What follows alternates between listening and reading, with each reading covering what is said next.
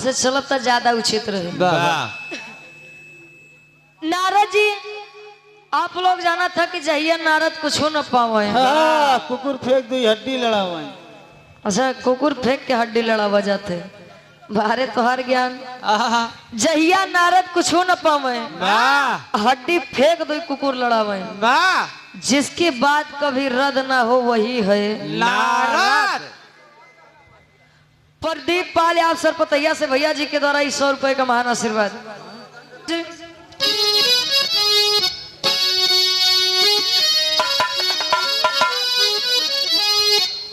और यार धर्म के बड़े भैया अनूप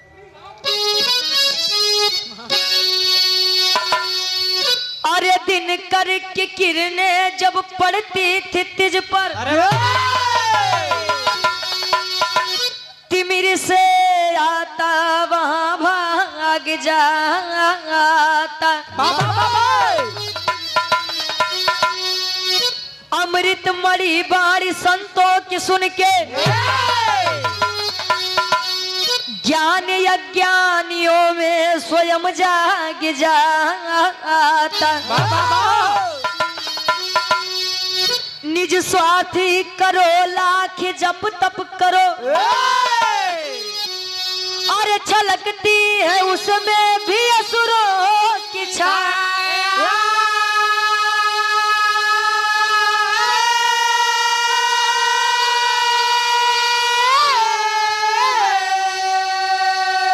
पर स्वार्थ में त्याग करते हैं जो वही भक्त भगवान को भी भाया।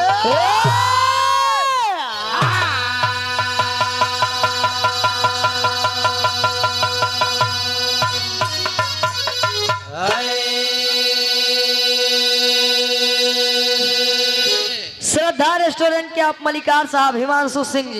एक दिनकर की किरणें जब पड़ती थी तिज पर तिमिर से आता वहां भाग जाता। अमृत मणि बाणी संतों की सुनकर ज्ञानी अज्ञानियों में स्वयं जाग जाता। कितना भी बड़ा मूर्ख हो कितना बड़ा अज्ञानी हो लेकिन अगर वो 4 दिन 10 दिन किसी अच्छे व्यक्तित्व वाले इंसान के साथ रह जाए तो खुद ब खुद वह उसके साथ अपने आप को ढाल लेगा।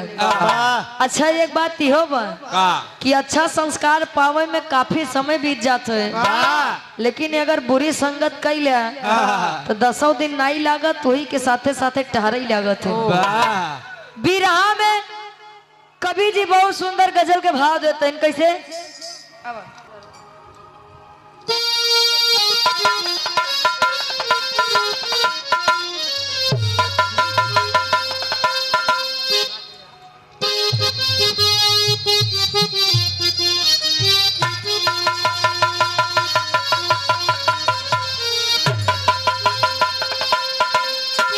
अरे जिंदगी में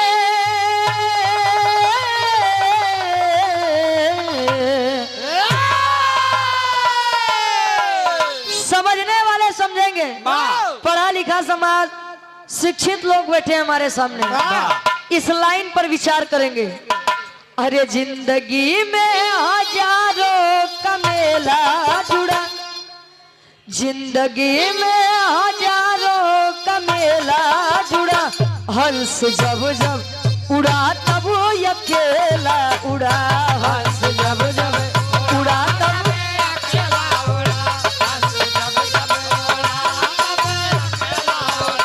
जिंदगी में हजारों का मेला जुड़ा जिंदगी में हजारों का मेला जुड़ा हंस जब जब उड़ा तब अकेला उड़ा। हंस जब जब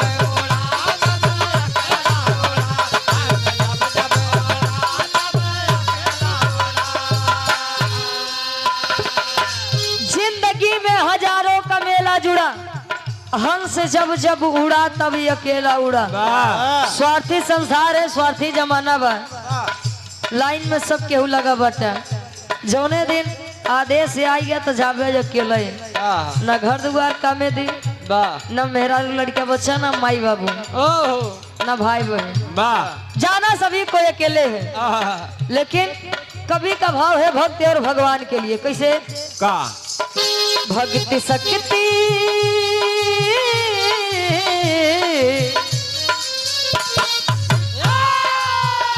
भक्ति शक्ति का फंदा है ऊंचे जुड़े, भक्ति शक्ति का फंदा है ऊंचे जुड़े, भक्त हित रहते भगवान हमेशा खड़े। भक्त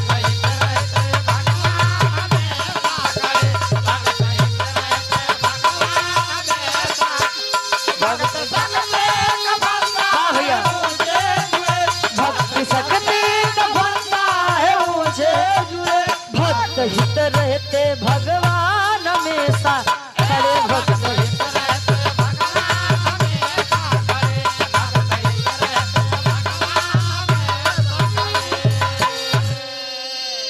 भक्ति शक्ति का फंदा है ऊंचे जुड़े, भक्त हित रहते भगवान हमेशा खड़े। वाह कहा जाता है भक्त के बिना भगवान का कोई अस्तित्व नहीं, और भगवान के बिना भक्त का कोई अस्तित्व नहीं। अस्तित्व नहीं। वाह विराह के हमरे कहानी के शुरुआत यहीं से बात। कैसे?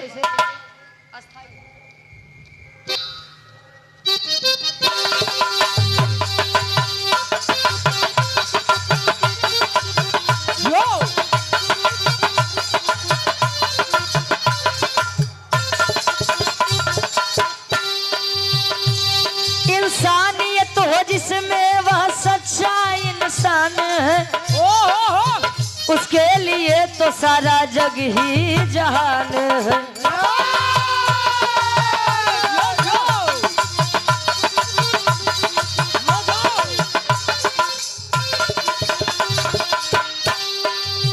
किसी एक गांव में किसान दयावान रहा, किसी एक गांव में किसान दयावान रहा, किंतु फूल बिना गुलशन वीरान रहा।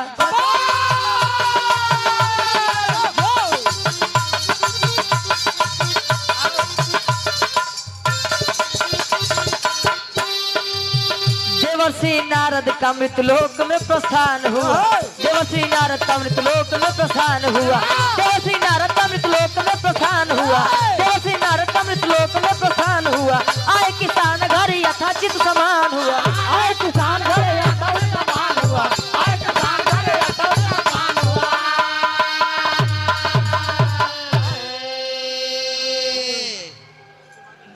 आसान और पूर्ण विश्वास बस शीशा के जैसा साफ हुई। एक गांव बा, गांव में एक किसान जी के परिवार बा छोट सा। किसान जी साथे धर्म पत्नी के साथे जीवन व्यतीत करते हैं। अच्छा, संसार का सबसे बड़ा सुख संतान सुख होता है। लड़किया लायक बा तब वो ठीक बा, ना लायक बा तब वो ठीक बा, लेकिन बिना बच्चों के आंगन सूना लगता है। किसान जी बड़ा चिंतित रहे कि हमारे बाद हमारे घरे के ई वंशज आगे कैसे बढ़े। दुआरे जे भी साधु संत महात्मा आवे तो लई के पानी दौड़े, बाबा हाइला पानी ओनी पी ला, आ तनी देख के बतावा कि हमारे किस्मत में संतान सुख बा कि नहीं बा। जे भी आवे पानी पिए, बस बस महाराज थोड़े लड़किया बस होइन वाला बा। यही करते करते करते करते शादी के 10-15 साल जब बीता, किसान जी सोचने लागत भाई अब कुछ होए हवाए ना। मनमार के दुआरे बैठा है अयहार नारद जी। नारद जी के घमंड हो गिरान कोने बात के बिरहा में आगे बताओ। नारद जी ब्रह्मा जी लगे गए कहें पिताजी काफी समय हो गया है मृत्युलोक के कोनो खबर नहीं आवा बा। सोचा तही जाई तनी पता उता लगा ली कि मृत्युलोक में चलत का बा। कहे जाओ बेटा, आकाश मार्ग से जा रहे हैं। नीचे देखे तो किसान जी मन मारे बैठा है आए। नारद जी का किसान जी देखे अरे बाबा बैठा बैठा बैठा तनी पानी वानी पी ला। कहे बेटा पानी वानी बाद में, पहले ही बतावा तू कहे तना उदास है। आज किसान जी अपने मन के हाल बताओ तो कैसे। एक लाइन गीत लगत बा।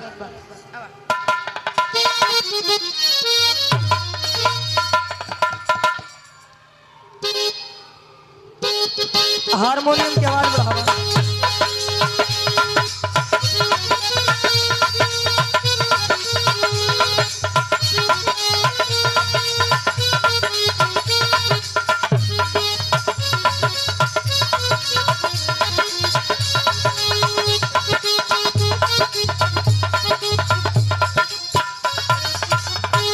प्रेमी कहे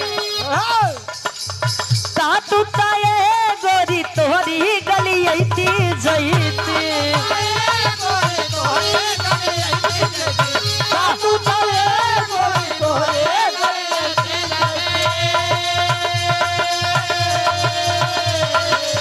का टूटा ये गोरी तोहरी गली ऐती जईती छत पर से कहे हेलो हेलो ए चमके चलो छत पर से कहे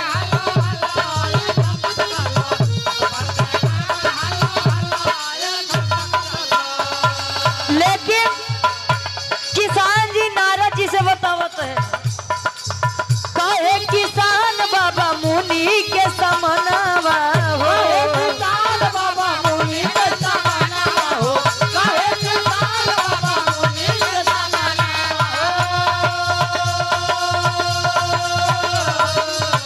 कहे किसान बाबा मुनि के समनवा हो गोदिया में नई खेला लनवा तू बतिया सुना गोदिया में नई खेला लनवा तू बतिया सुना गोदिया में नई खेला लनवा तू बतिया सुना कवने जाना मामा के दुखवा उदित हो भइले कवने जाना मामा के दुखवा उदित हो भइले कवने जाना मामा के दुखवा उदित हो भइले रूठे विधाता दया तनी कोना कइले विधाता दया तनी कोना कइले हो रूठे विधाता दया तनी कोना कइले दिन रात ताड़ा पैसा मनवा तू बतिया सुना दिन रात ताड़ा पैसा मनवा तू बतिया सुना दिन रात ताड़ा पैसा मनवा तू बतिया सुना नारद जी से बता रहे हैं स्वामी हमारे दरवाजे पर जो भी आता है मैं सबका सेवा सत्कार करता हूँ सम्मान देता हूँ और सब हमका ये पट्टी पढ़ाई के चला जाते हैं बस लड़कियां हो इन वाला बात अब आप तो विष्णु जी के इतना बड़ा भक्त है विष्णु जी के बिना आपके नाम ही नहीं आवत कम से कम ये आप तो दया दृष्टि बनाई देता है कहे बस बेटा बस तो हाल जान ला विनती अरदास एकदम सही जगह लगा बा मैं जा रहा हूँ विष्णु जी से कह के तुमको एक संतान दिलवा दूंगा नारद जी यार बड़ा प्रसन्नता से पहुंचे कहाँ क्षीर सागर में और जब क्षीर सागर में पहुंचे तब विष्णु जी के समझावत है एक लाइन गीत लगत अतुल पाल जी सरपतैया से भैया जी के द्वारा 21 रुपए का महान आशीर्वाद लइका बतावे अब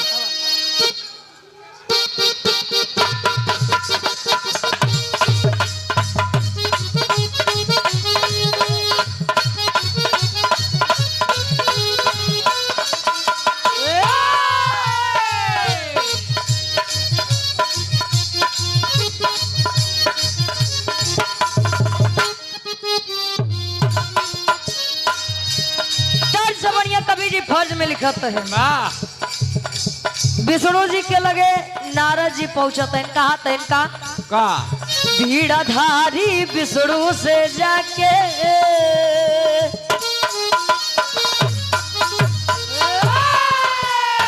भीड़ाधारी विष्णु से जाके सारी बात बतावे ले भीड़ाधारी विष्णु से जाके सारी बात बतावे ले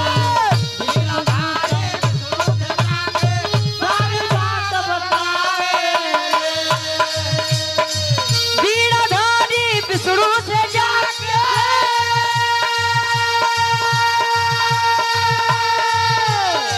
सारी बात बतावे हे स्वामी देदा किसान के सुंदर ललनवा, देदा किसान के सुंदर ललनवा, अपन रज सुनावे ले। देदा किसान के सुंदर ललनवा, अपन रज सुनावे ले।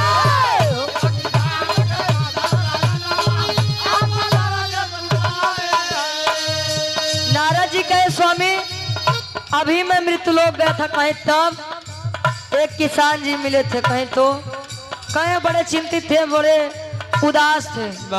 किस लिए? उनको संतान का सुख नहीं है, इसीलिए। और मैंने उनको वचन दिया है कि मैं विष्णु जी से कह के आपको एक संतान दिलवा दूंगा। जब इतनी बतिया विष्णु जी सुन कहे नारद उस सब तो ठीक ही बा बेटो है, लेकिन एक दुविधा बा। कहीं कवन बतावत है कैसे? श्रद्धा विष्णु जी बताओ तो इनका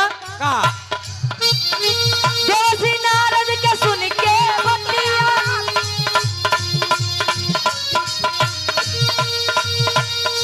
देवसी नारद के सुन के बतिया, बोले है भगवान तवने बखतिया,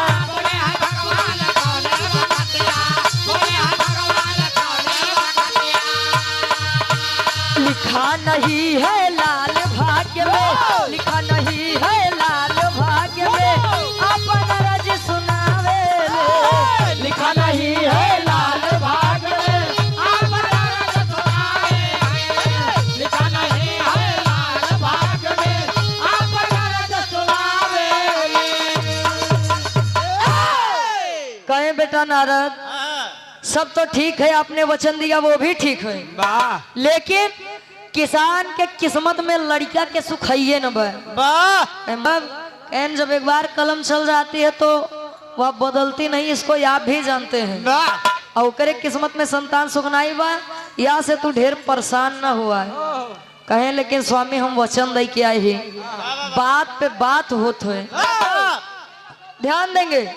नारद जी कहें स्वामी संसार का सबसे बड़ा भक्त मैं आपका हूँ, संसार में बिना हमरे नाम के आपके नाम ये वही नहीं कर, आप हम कैसे निराश करवा, उदास करवा। कहे नारद अब का करी, जब किस्मत में है ये न बा तो का करबे हम ही तो है। एक काम करा, कुछ दिन मृत्युलोक जाबे न करे। अब क्षीर सागर की बात क्षीर सागर में छोड़ दीजिए, यार किसान जी के द्वारे मृत्युलोक में एक महात्मा जी दुआरे अलग जगावत है। कौन ये अलग जगह? खाटी इलाहाबादी तर्ज लागत सम्राट स्वर्गीय दादा रामधार यादव जी गए, झूसी नरेश गाय ने और गाय के चला गए। तू कब जाबू? कहाँ? घरे। अच्छा हम सोचे कतई और भेजते हैं, अबे तो देश दुनिया देखते ही देखा दे महाराज। गुरु जी का मैं कैसे आए हाय, अरे राम झको रमारे झूलनी, अरे राम झको रमारे झूलनी, कहे साड़ी लहराए हो झको रमारे झूलनी। धर्म के आप घुसुरी गवा बरधान, कहे सरी मझारी घुसुरी गवा बरधान। अरे गजब केहू बहिनी सत्यन सुइया में गए, अरे गजब केहू बहिनी कहे छीनियो ना भतार हो, गजब केहू बहिनी छीनियो ना भतार हो। अरे हमार मुड़ी कटली, अरे हमार मुड़ी कटली, मोर बूढ़ा माई हमार मुड़ी कटली, मोर बूढ़ा माई हमार। अरे घुमा के गोरी मरलू। विराह सम्राट स्वर्गीय दादा राम कैलाश यादव जी एक बात कहते रहे, कहे तेरी मेरी आंख लड़ी लोगों ने बदनाम किया, कहा दुनिया के बक्का दिया है। हाँ, हम तू अपन काम की है। केहू केहू कहेला उमरिया के दोष बा, कही के गए सूरदास सब नजरिए के दोष बा। भैया कोनो चीज का देख के अगर मन में लालच जागत है तो वो खिए के देन बा, देखबे न करे तो वो लालच कहाँ से जागे। ये से गुरु जी गए, अरे घुमा के गोरी मरलू नयना वही से बान हो घुमा के गोरी मरलू नयना वही से बान हो घुमा के गोरी मरलू। मनोरंजन खातिर। लेकिन बिरहा पर आप लोग गौर करेंगे, महात्मा जी अलग जगावत है ना, किसान जी अंदर है। आई अलग का जगह जाना था का बताओ तेन कभी जी। अरे जय रोटी देते बेटवाला, अरे जय रोटी देते बेटवाला, कहा ई है बड़ा दान बा, जय रोटी देते बेटवाला, ई है बड़ा दान बा, जय रोटी देते बेटवाला, ई है बड़ा दान बा,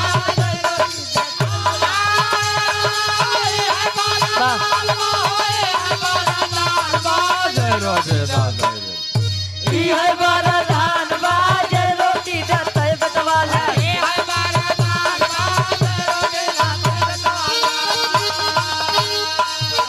कहे जय रोटी देते बेटवाला, ई है वरदान बा। इतनी बतिया जब किसान जी सुने तो मार दौड़े चला। अरे बाबा का कहे, ए बाबा ए बाबा का कहे, फिर से कहा वो अंदरवा रहे सुना नहीं। कहे बच्चा सुनो मेरी बात, भूखिया लागल बा जइबो रोटिया खियैबा, रोटिया खियैबा हो रोटिया खियैबा, जय रोटी तय लाल उपहार में पैबा, जय रोटी तय लाल उपहार में पैबा, जय रोटी तय लाल उपहार में पैबा।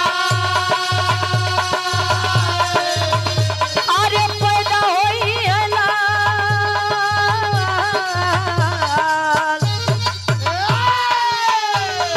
पैदा होई है लाल, बनल विधि के विधान बा, जय रोटी देते बेटवाला, ई है बड़ा दान बा, जय रोटी देते बेटवाला, ई है बड़ा दान बा, जय रोटी क्या बात है? दान बा हो, ई है बड़ा दान बा, जय रोटी देते बेटवाला, ई है बड़ा दान बा, जय रोटी देते बेटवाला। ई है बड़ा दान बा, जय रोटी देते बेटवाला। कहे बच्चा 2-4 दिन हो गए हमको कुछ खाए नहीं है हम, इतनी तेज भूख लागबा कि हम का बताई। जय रोटी खिया देबा आत्मा तृप्त हो जाए, आशीर्वाद दे के जाब। जय रोटी खिएबा तय लड़किया तोरे जन्म ले। अब इतनी बतिया जब किसान जी सुने तो गए खुशी के मारे अंदर, देखे तो 7 रोटी रही, 7 5 5 2 7, हम सोचे 60 सोचते हैं 7 रोटी रही। जैसे लाई के निकले तब ले किसान के मेहरारू कहीं कस कहा चला लड़के के चक्कर में ते आधा तू लुटाई डाले। अबे और का लुटौबे, दान धर्म करे से लड़के जन्म लेते। ए भैया कहे छो पर और अच्छे बैठी रहो, देखा देख के जान यह बार किस्मत साथ दहीन दे, बैठी रहो। आए किसान जी खियान महात्मा जी के 7 रोटी, आत्मा तृप्त भय आशीर्वाद दे, आशीर्वाद देकर चले गए। ध्यान देंगे विष्णु जी स्वयं नारद जी से बोले कि बच्चा उसके किस्मत में संतान सुख है ही नहीं, बच्चे नहीं जन्म लेंगे। अब महात्मा जी कह के गए कि 7 लड़के अब तोरे हो ही होई। अब होत का टेरी के भाव में कवि जी लिखते हैं,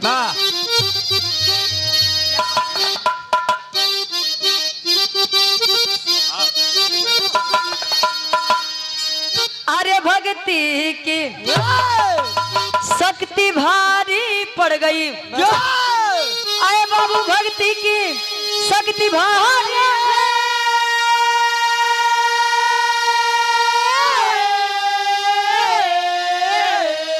अरे भक्ति की शक्ति भारी पड़ गई, भैले 7 लाली अब महाकुठी फुलवारी, अरे फुलवारी अरे फुलवारी।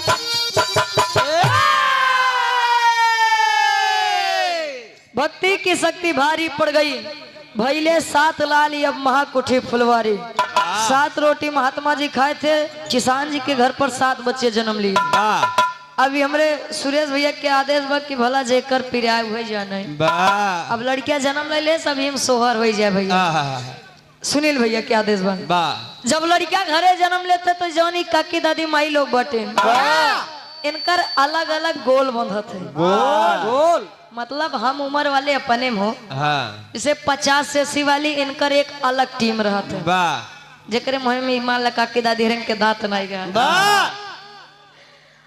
एनसी तनी से उड़िया जा 30 से 50 वाली मान ला हमरे चाची हरी एनसी तनी ऊपर आवा मान ला 20 से 30 साल वाली जौन हमारी से उनकर एक अलग ग्रुप बनत है। तो हमारे दादी हरे गावत थी लड़का के खुशी में कैसे कैसे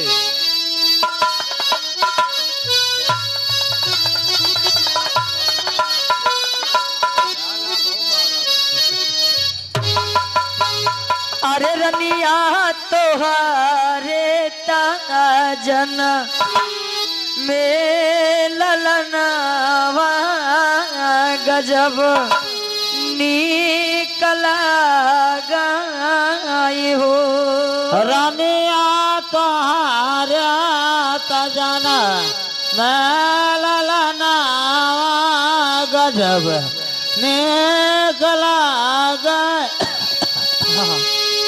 का दादी सुपारी पल्ला सटक गया। अच्छा सुपारी अटक गए आई नहीं खाई पाऊ तो जी नहीं खावा कर इतना स्वर में गबू तो जे बैठा कुल भाग जी के घरे भैया स्वर्रम तो गावत नहीं स्वर्रम न गावा स्वर में गावा कहे कि देवता साहब फूल बरसा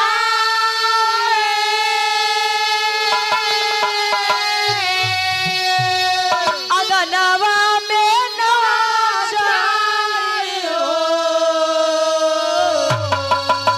जब लड़कियां जन्म लेते हैं तो बिना मौसम सब निक लागत है सब चीज के मौसम होत लेकिन सोहर के मौसम नहीं हो कहे तभी ना बदरी के बरस सवनवा गजब निकला गई हो बिना बदरी के बरस सवनवा गजब निकला गई बिना बदरी के बरस सवनवा गजब निकला गजब निकला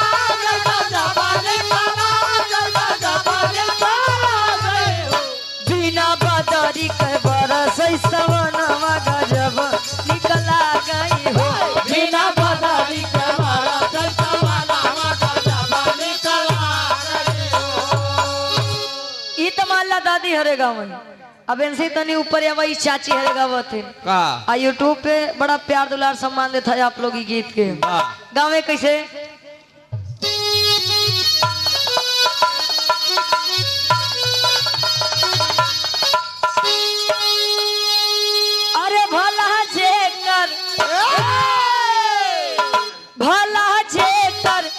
पिराय उहे जान दूसर केहू का जान भला जे कर पिराय उहे जान दूसर केहू का जान भला जे कर पिराय उहे जान दूसर केहू का जान कहे जकरे नहीं फटी बेवाई आ उका जाने पीर पर कहे सासु न जाने न नदियो न जाने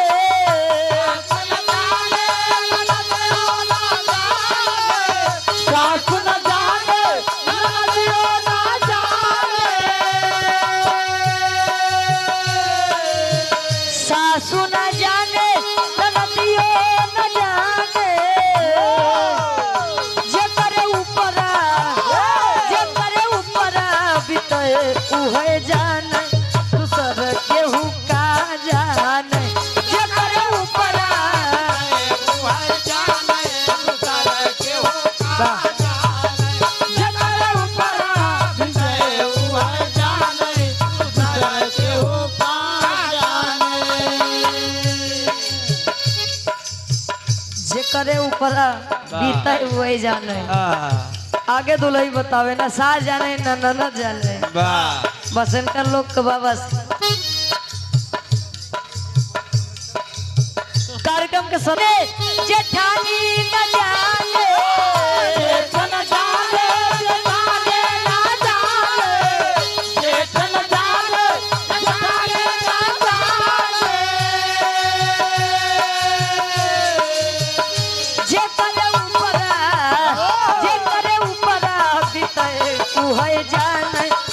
दूसर केहू का जाने जेकर ऊपरा भीतर उहे जाने दूसर के हो का जाने जेकर ऊपरा भीतर उहे जाने दूसर के हो का जाने। हित माला सोहरानी बड़का भैया के आदेश है। ध्यान देंगे 7 लड़का जब जन्म लेने हार नारद जी फिर से आकाश मार्ग से जाते हैं। किसान जी के दुआरे जब 7 गदेला देखे कहन रे जे करे घरे कभो जी एक गदेला नहीं दिखात रहे आज ओकरे घरे 7 गदेला है। जाने की इच्छा जगी बा आए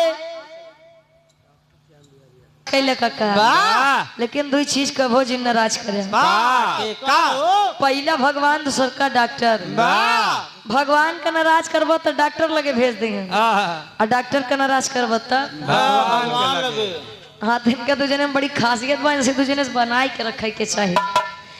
ध्यान देंगे गुसियाई के नारद जी पहुंचते हैं क्षीर सागर और क्षीर सागर जब पहुंचते हैं तो विष्णु जी कुल समझ गए ना आवा नारद आवा जब नारद जी का देखें तो लागे हिले कापे और जब हिले कापे लगे तो कहे न कस बेटवा नारद रेल काहे फसत बा बताओ थई अब नारद जी जब आयन कहन कस बाबा कैसे बड़ा ये अटकत बाटे सब कुशल मंगल बा ना कहन नारद लागत बा या बचे बचम ना हैं सृष्टि के कार्यकर्ता संरक्षक साहब के पता ही नहीं लागी कहाँ जाते हैं लागत बा तबीयत हमार बहुत खराब बा अब नारद बचब कहन रे स्वामी ऐसे कैसे एकर कोनो न कोनो तो उपाय बने होई कहे नारद एकर बस एक ही उपाय बा जे बाबू लोग बिरहा सुनत हो तुरंत वहीं जान जाए हैं सुने वाले लोग। अब नारद जी जब सुने कहें कि कौन सा उपाय है बताइए कहें कि जाइए जो संसार का सबसे बड़ा भक्त है मेरा विष्णु जी से विष्णु जी नारद जी से कहें संसार का जो सबसे बड़ा भक्त हो मेरा वही के आँखी के खून लियाई दे रक्त लियाई दे हम पी ले पहले जैसे एकदम ठीक हो जाए। नारद जी कहें बस है तनी छोट बात लेहन चाकू कटोरी पहुंच गए मृत्युलोक में आ इतना बड़ा मृत्युलोक बा कतो न कतो तो मिलबई करे न हो पहुंचत है मृत्युलोक में कैसे पापड़ के भाव में कभी लिखत है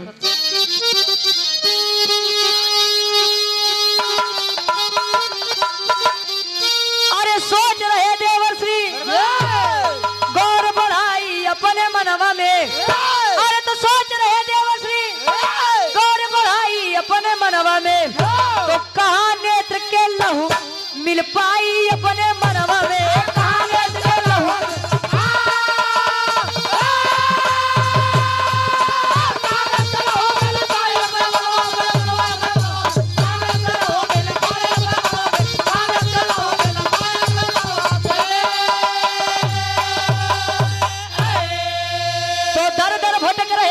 हाथ में पात्र उठाई हो पूर्ण हुई ना मन की मनसा तब संत पे बात जब आई हो और तो बटिया सोच के बोले नारद जी अपने मनवा में तो कहाँ नेत्र के लहू मिल पाई अपने मनवा में। नारद जी चाकू कटोरी लेहन पहुंच गए मृत्युलोक में जका देख तनिक तिलक चंदन लगाए है आवे कहा कस भैया नारद जी पूछो तन विष्णु जी के भक्त हैं कहन के रे पूछा जी जब तक हम विष्णु जी का एक लोटा जल ना चढ़ाए दे हम खुद जल ना ग्रहण कर कहन पक्की बात बताया कहन के रे तोका देखा तो नहीं बे चंदन देखा कहे तो सुना विष्णु जी के जान खतरे में पड़ी बा और कहन कि संसार के जो सबसे बड़ा भक्त हो करे आँखी के खून लियाई के दा हम पी ले ठीक हो जाए जब तू भगवान विष्णु के इतना बड़ा भक्त है तो लावा आँखी के खून दे जब इतनी बात सुने कहा है भैया वो तो ना बड़ा नाही है आए घरे हमार मेहरारू बा 2 लड़कियां हैं एक आँखी खून दे तो एक आँखी सूर हो जाब करे डारी लगी है। हमार मेहरारू लड़के बच्चा के करे डारी लगे हैं। वाह अब नारद जी गुस्सिया गए, कहने आज के बाद तिलक चंदन लगा के दिखाया जिन वाह वही निहात भवा वाह दिन में हरे हरे वाह रात के घरे घरे रात के घरे घरे वाह हटाई दे का तिलक चंदन। कहन अरे स्वामी या तुरंत पहुँच देत बाटी तुरंत। वाह अगर ये बात हम तुरंत पहुँच देत बाटे। अभी यह करत करत करत करत 2 दिन बीत गया। पहुंचन कहा जोने संत के बात से किसान जी के 7 लड़कियां जन्म ली है। पहुंचे कहन कस भैया विष्णु जी के भक्त है। जो व्यक्ति महान होता है वो कभी अपने मुख से अपना बखान नहीं करता है, इस बात को आप लोग नोट कर लीजिए। अब जब इतनी बतिया सुने कहें देखा बहुत बड़ा तना ही है, लेकिन जितना करी थी मन से करी थी और दिल से करी थी। कहें देखा ये आखिरी सहारा आप है। जितना तिलकधारी रहे कुल फेल हो गए। विष्णु जी के खून के जरूरत बा, अपने आँखी के खून नहीं देता। विष्णु जी पहले जैसा ठीक होइए नहीं तो बची है ना। तब ले संत जी करत हैं का आल्हा के भाव में कवि जी प्रमाण देते हैं।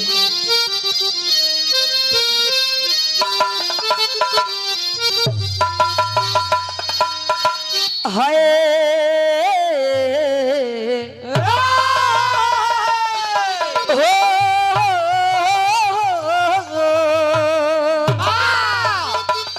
अरे तनिर धन के मिले जैसे ज्ञान के गठरिया बाबू।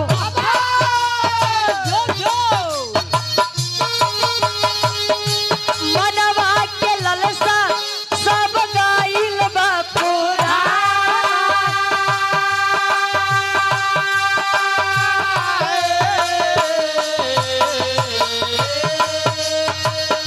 सुर नार मुनि करते जे कर भजनिया बाबू।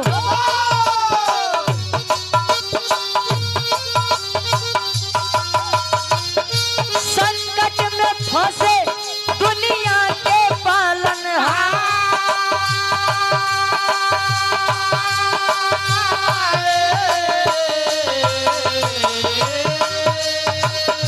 चाकू उठा के अपने अखिया पे मरले बाबू।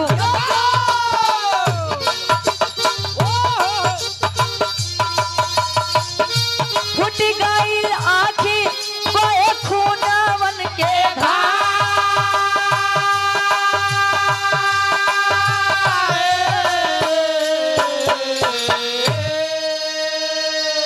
महात्मा जी बिना कुछ सोचे समझे चाकू उठाए आंख पे मारे। जब रक्त बहन नारद जी पाते आगे करें खून लेन कहन बस अब हमार काम बन गया। ये प्रभु एक कप पी है ठीक हो जाएंगे। ठीक हो जाएंगे तो पूछा बाकी हमारे साथ इतना बड़ा धोखा काहे किया। बतावा दुनिया में हम इनकर नाम लेत लेत हमार जवान नहीं थकत। दुनिया में हम इनकर सबसे बड़ा भक्त है। तौने पे हमारे कहे पे खी लड़कियां नहीं दे। अब पहुंचे जैसे खून देखे तब ले विष्णु जी लगेन मुस्कुराए लगेन हंसे। कहे न रे खून की खुशबू से मेरे प्रभु ठीक हो गए। एका यदि पी ली है तो इनकर का हाल हुई हो। अब जब विष्णु जी एकदम ठीक कहे स्वामी एक बात पूछी कहन पूछिए। कहन पक्की बात बतावा जवाब देवा कि न देवा। पूछिए नारद क्या बात है। कहन अच्छा स्वामी एक बात बतावा। मैं मृत्यु लोक गया वहां से आया आपसे कहा कि किसान को एक लड़का दे दे। आप तो कहा कि ऊपर एक किस्मत में लड़कियां है ये न। मुझको आप यही समझाइए कि उसको 7 बच्चे कहाँ से मिले। कहे नारद अभी नहीं समझे जान न पाया अभी नहीं दिमाग के गए। कहन का कहे सुनो बतावत ही आखिरी भाव में विष्णु जी बतावत खड़ी के भाव में।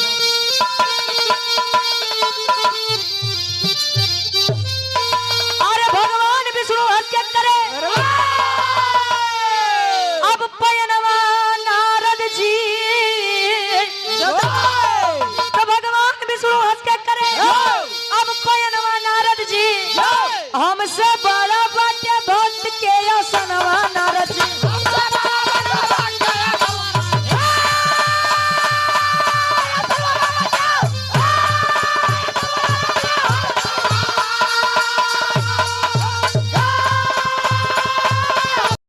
तुम्हें रेखा कहूँ या जयप्रदा कहूँ, कुछ भी कहो राजा, तुम्हें रेखा कहूँ या जयप्रदा कहूँ, आज तुम तो श्री देवी लगती हो। डर बात का है ए नेहा मैडम, क्योंकि कोई खा ना जाए, क्योंकि तुम तो रस भरी जिलेबी लगती हो।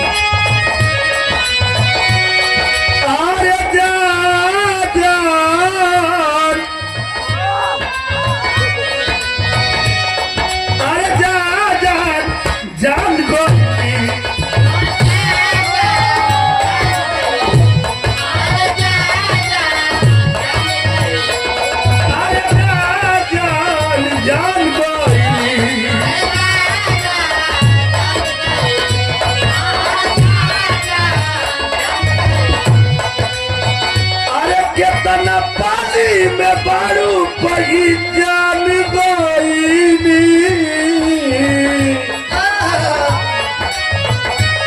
कितना पानी में बारू पगी जान गईनी। अरे जा जा